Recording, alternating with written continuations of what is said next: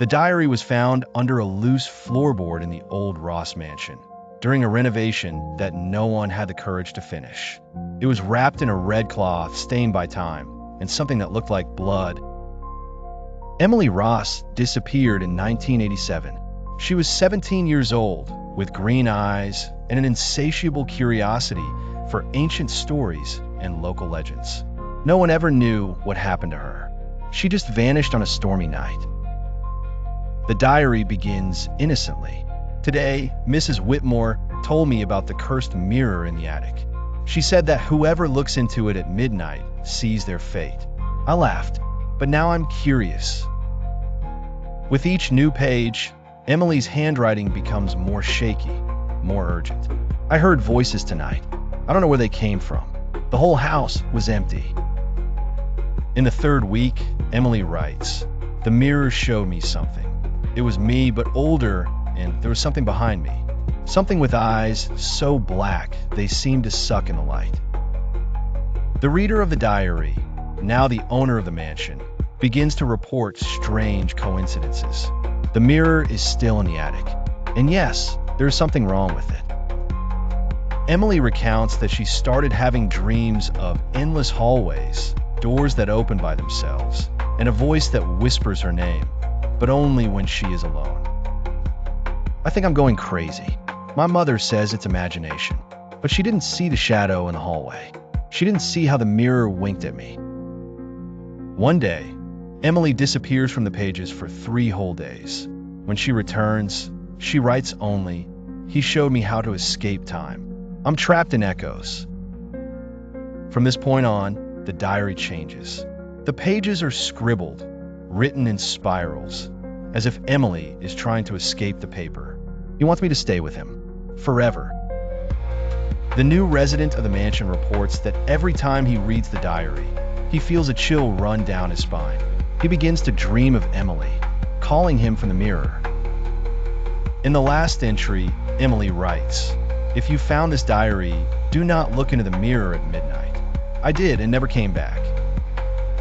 The night he decides to test the warning, the house clock stops exactly at midnight. Everything goes silent. The mirror seems brighter.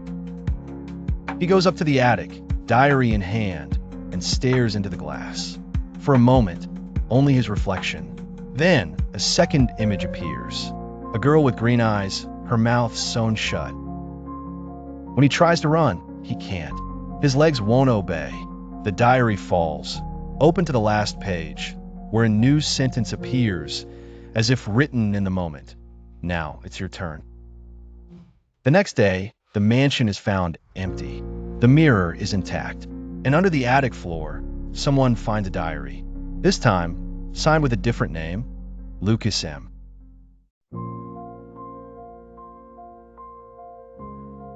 The Resende house has always been a topic of whispers among the residents of Vale das Almas. Enormous, gray, overgrown with ivy and surrounded by ancient trees, it harbored an unsettling silence. However, what instilled the most fear was the basement, sealed with chains for over 50 years. When the patriarch, Claudio Resende, passed away at 92, the mansion was inherited by his only grandson, Andre, a young, skeptical architect. To him, all the stories about curses and disappearances in the family were just provincial exaggerations. When Andre first visited the house, he found a letter hidden inside a drawer liner. It was old, written in hurried handwriting. "Never open the basement. There are things that do not belong to our time." Curiosity prevailed. On the third night, after rummaging through his grandfather's office, Andre found a bunch of old keys. One was bigger and heavier, with an R engraved on the handle. It was the basement key. The entrance lay beneath the main staircase. The door was thick wood, with deep scratch marks and dark stains oozing through the cracks. As he turned the key, a click echoed through the house, as if something had been awakened. The air was dense and musty. The only light came from Andre's flashlight, which trembled slightly in his hand. The basement was not just a room. It was a labyrinth of narrow corridors with stone walls and packed earth floors. In a circular room, he found symbols carved into the floor. At the center stood a rusted iron crib covered with a veil. As he approached, he heard a subtle sound like a muted, weak cry coming from within. Frightened, he stepped back and stumbled over something. A porcelain doll with cracked eyes and a mouth sewn shut with black thread. When the flashlight passed over its face, the eyes seemed to follow him.